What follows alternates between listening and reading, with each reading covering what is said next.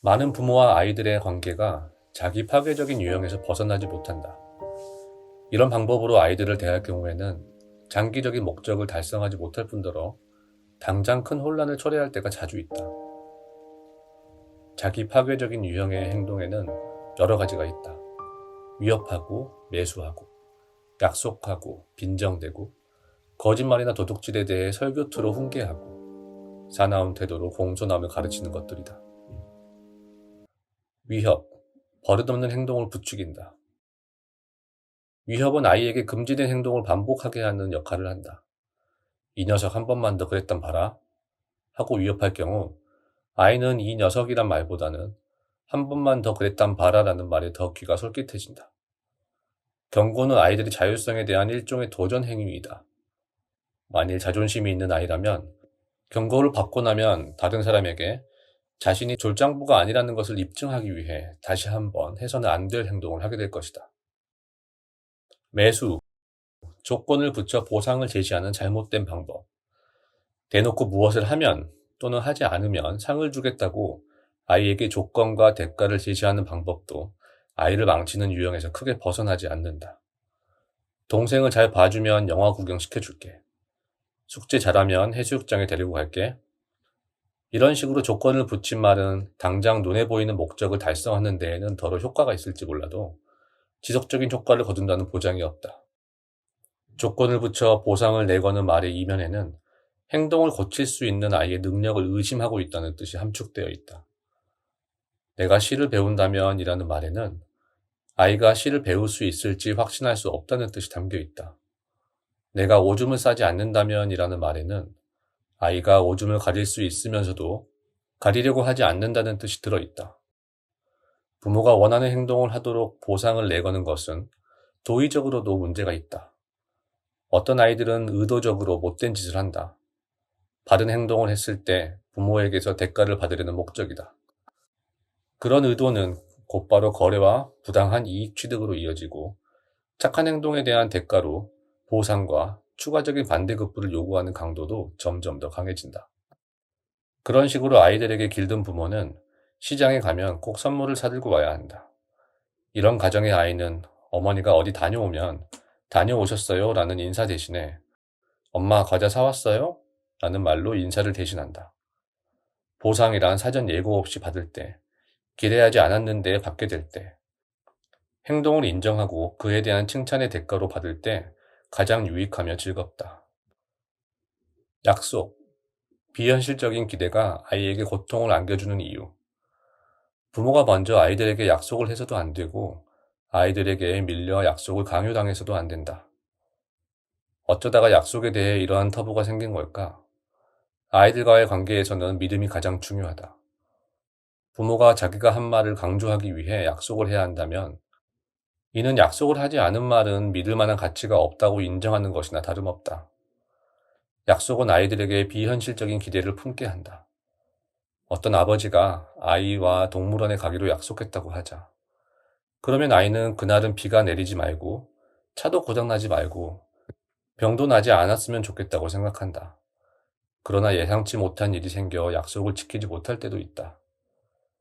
그러나 아이는 그런 사정은 생각하지도 않고 부모가 약속을 어겼다고 불평하고 부모는 부모대로 약속을 하지 말 걸 그랬다며 뒤늦게 후회한다. 안 된 일이지만 부모들은 이런 일에 익숙하다. 무엇을 해주겠으니 앞으로는 착한 행동을 하라거나 과거에 버릇없는 행동을 하지 말라거나 하는 약속은 아이에게 요구하거나 강요해서는 안 된다. 아이들의 마음에서 우러나지 않는 약속을 하는 것은 마치 부도수표를 발행하는 것과 같다. 아이들에게 이런 좋지 못한 습관을 길러주면 안 된다. 빈정거림, 학습을 가로막는 소리 장벽. 빈정거림은 아이의 정신건강에 심각한 위협이 된다. 빈정거리는 부모는 언어의 마술사가 되어 효과 있는 대화를 가로막는 소리에 담을 쌓는다. 몇 번이나 같은 말을 되풀이해야 하니? 귀가 멀었니? 도대체 왜 말귀를 못 알아듣는 거야? 버르장머리 없는 녀석 같으니라고 애미애비도 없이 컸니? 씨는 못 속인다니까. 이런 부모는 자기 말이 반발을 살 것이고 그런 표현이 아이들을 복수심에 사로잡히도록 자극하기 때문에 의사소통을 가로막는다는 사실조차 깨닫지 못한다. 빈정대는 말과 신랄하기 짝이 없는 표현들은 아이를 키우는 데 전혀 도움이 되지 않는다. 아이들이 크는 동안에 거짓말을 하고 물건을 훔치고 이런저런 버릇없는 행동을 하면 부모들은 당황해서 골머리를 앓는다. 아이를 협박하고 매수하고 약속하고 빈정대고 사납게 야단치고 해보지만 그것으로는 해결책이 되지 못한다. 부모가 아이의 행동을 어떻게 판단하고 있는지를 분명하게 밝혀주는 것이 가장 효과가 좋은 방법이다. 이미 대답을 알고 있으면서 아이에게 질문을 하면 안 된다. 가장 중요한 것은 아이를 존중해 주어야 한다는 것이다. 그래야 우리도 아이에게 존중을 받는다. 아이가 잘못된 행동을 했을 때 권위를 잃지 않으면서도 상냥하게 대처하는 것도 좋은 방법이다. 그것도 서로 사랑하는 부모와 아이의 관계를 돈독히 하는 데 도움이 된다. 부모들은 어디에서나 아이들에게 책임감을 가르칠 기회를 찾고 있다. 책임감을 길러주기 위해 아이들에게 집안일을 돕게 하는 가정이 많다. 쓰레기통을 비우거나 식탁을 치우거나 잔디를 깎거나 설거지를 하는 것이 아이들에게 책임감을 길러주는 좋은 방법이라고 믿는다. 사실 집에서는 이런 자질구레한 일들이 중요하긴 하지만 책임감을 갖게 하는 데는 긍정적인 영향을 주지 못할 때도 덜어 있다. 왜냐하면 어떤 가정에서는 부모와 아이들이 이런 일들을 놓고 매일 말다툼을 벌일 수도 있기 때문이다. 이런 성가신 일을 하라고 부모가 완강하게 요구하면 아이들이 복종하여 부엌과 마당은 깨끗해질지 몰라도 이런 방법은 아이의 인격 형성에 바람직하지 못한 영향을 미칠 수도 있다. 간단하게 말하면 책임감을 강제로 갖게 할 수는 없다. 책임감은 가정과 지역사회가 중요하게 여기는 여러 가지 가치들을 흡수하고 배우는 과정을 통해서만 길러질 수 있다. 긍정적인 가치에 뿌리를 두지 않는 책임감은 반사회적이고 파괴적일 수 있다. 폭력배들이 동료와 집단에 대해서 서로 충성을 바치고 철저하게 책임을 다하는 경우가 덜어 있다.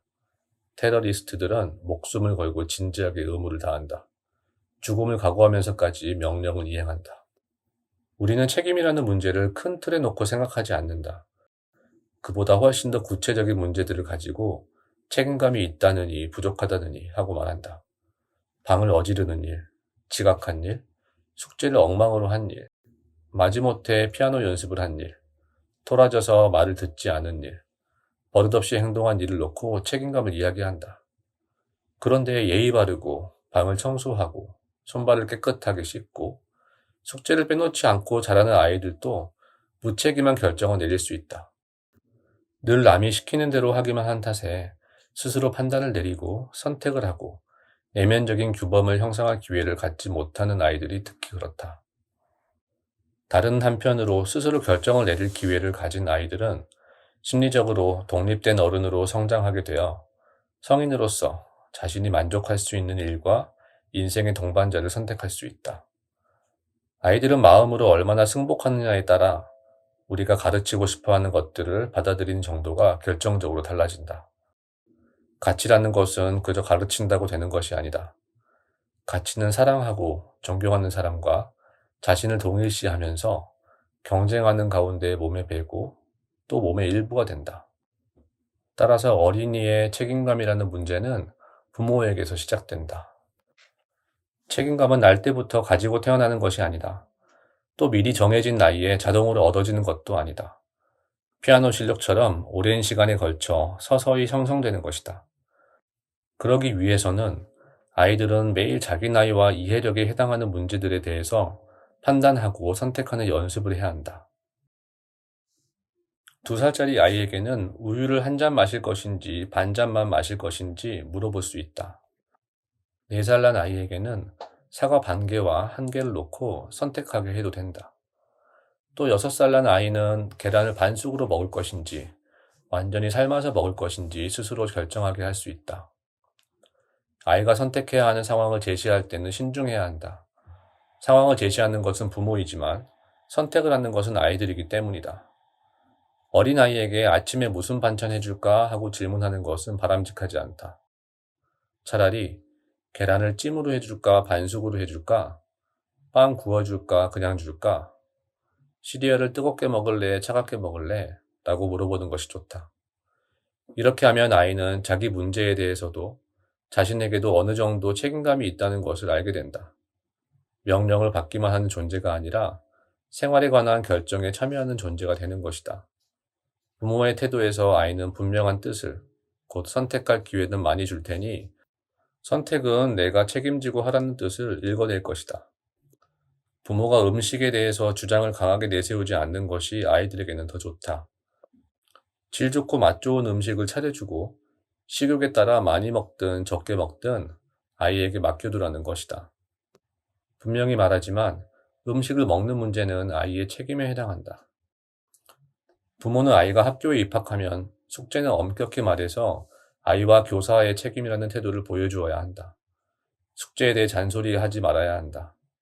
아이들이 부탁하기 전에는 숙제를 검사하거나 조사하지 말아야 한다.